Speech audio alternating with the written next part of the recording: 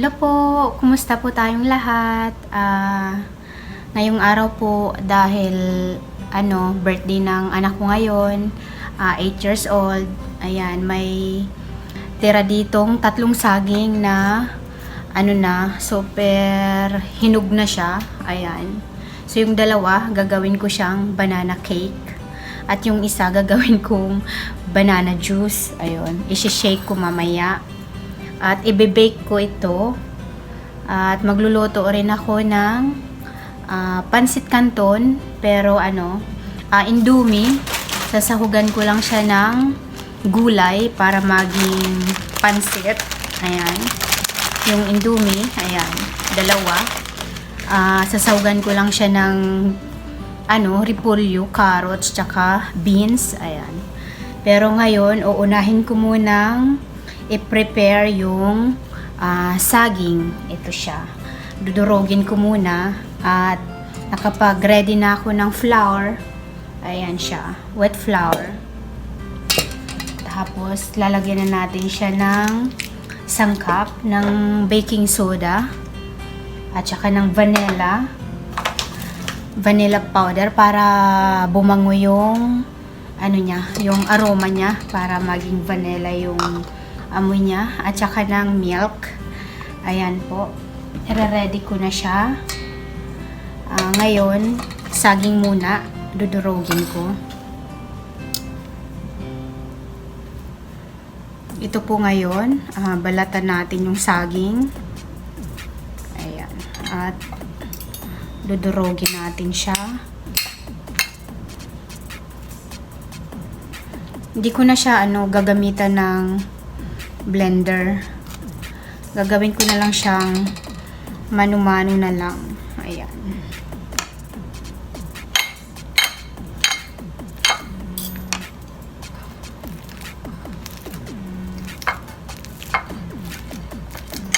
Ayan, pwede na siya. At ito naman yung flour ko.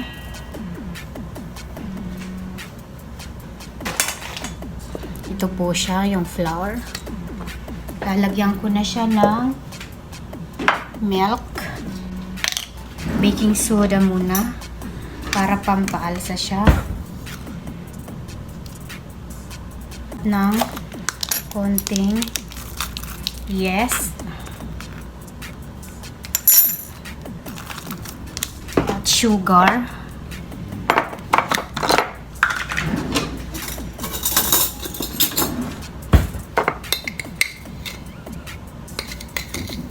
One spoon lang kasi matamis na yung saging. At lagyan natin siya ng vanilla powder para mabango yung amoy niya. At lagyan natin siya ng milk.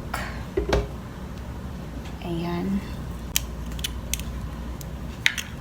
Egg.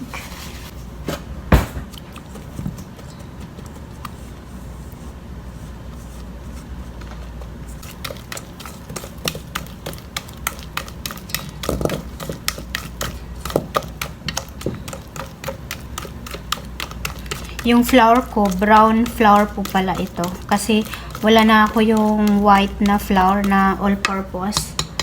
Ito ay all-purpose din, pero brown nga lang.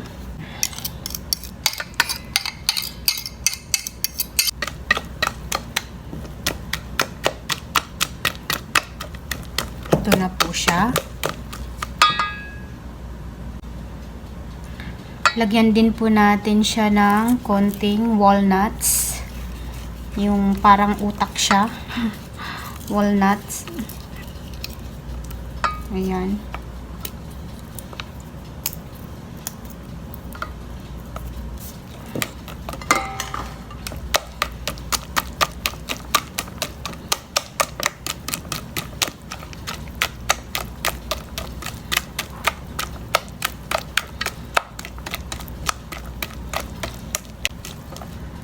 Ito po siya. Lagay na natin siya.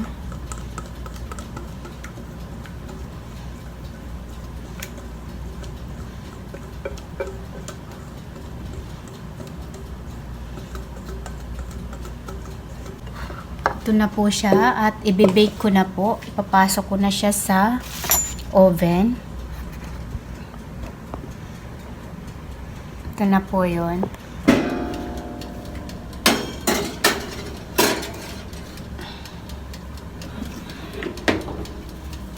At ngayon po, habang nakasalang yung binibake kong banana cake, ito naman ang gagawin ko. Maghihiwa ako ng beans, ng repolyo, at saka ng carrots para sa pansahog ko sa Indomie. At pati na rin konting sahog na chicken. Ayun, na manok. Na defrost ko na din po siya kanina, yung manok. Kaya ito, hiwain ko na yung mga gulay.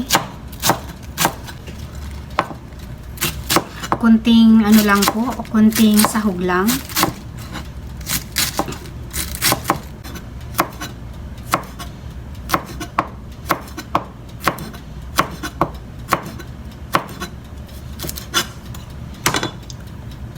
At shout out po sa nag-sponsor ng cake ni Shan, Tita Flory. Ayan po, tita niya po, ate ko, kapatid ko. At shout out rin kay Wakyo, kay Yoyo. Nagpa-Gcash din po siya. Salamat. At ngayon po, ito na, nagpapainit na ako ng mantika. At una ko po munang igigisa yung gulay.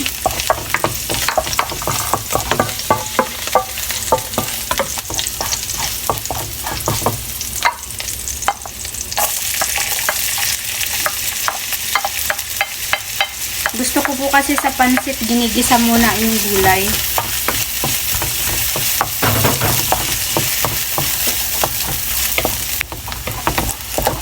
Ayan na po siya. Pwede na nating ihulog yung carrots.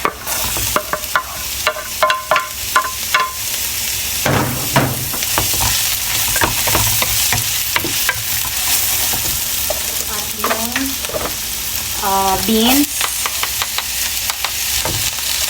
Unahin po natin sila. Kasi sila yung medyo matigas ang gulay.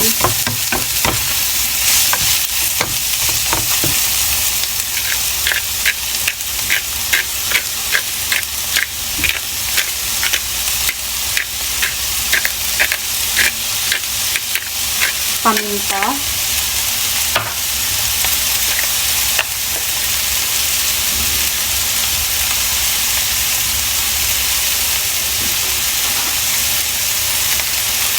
Konting cubes, chicken cubes. At soy sauce.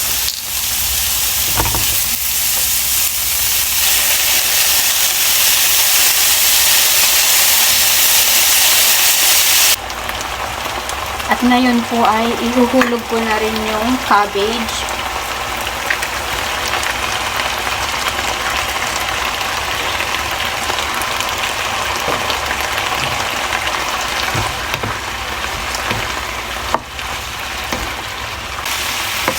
Ito na po siya, luto na po siya. At isit aside po muna natin siya.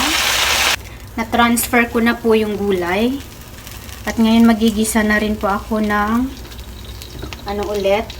bawang sibuyas para sa manok.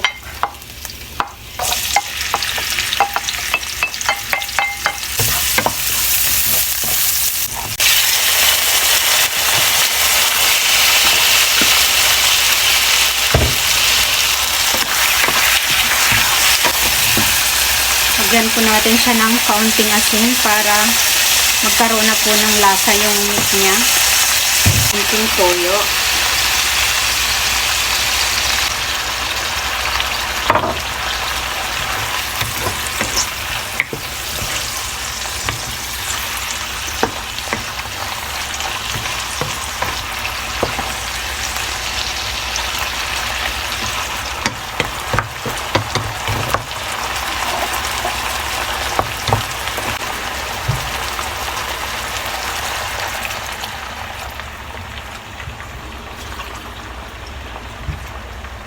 Ayan lang natin po siyang kumulo ng kumulo. Pakuluan po natin siya hanggang sa maluto yung karne ng manok. At yung sauce po ng Indomie ay ilalagay ko na rin siya, yung sauce ng Indomie. Yung noodles, yung salsa niya.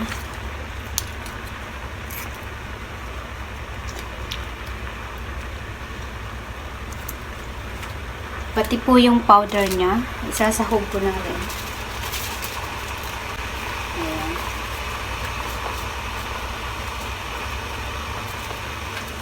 Isa lang po, okay na po yan. At naluto na rin po yung banana cake ko. Ito na po siya. Ayan, tinanggal ko na rin siya sa oven. Ayan po. Kumukulo na po siya. Ayan na. Nakulo na po. At ihuhulog ko na rin yung hotdog.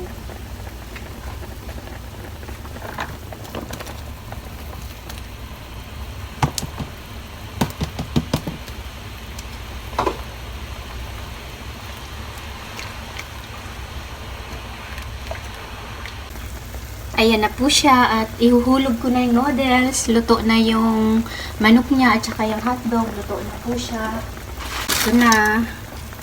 Hulog na natin.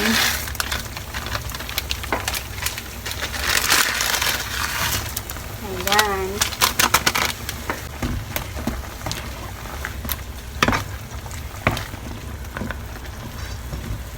Dalawang Indomie lang po ito.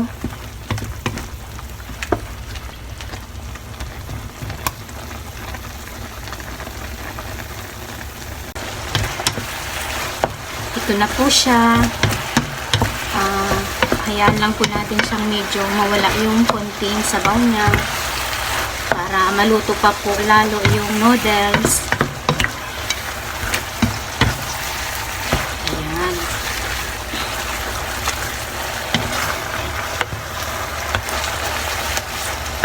Tsaka ihulog ko na po yung ginisa kong gulay.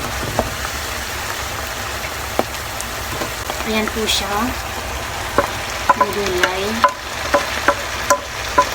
Pansit na po siya. Ayan na, may pansit na ako. Ayan.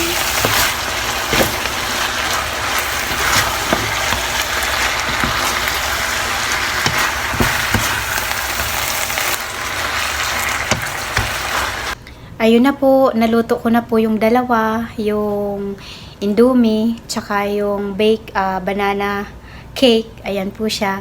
Salamat po for watching. Bye!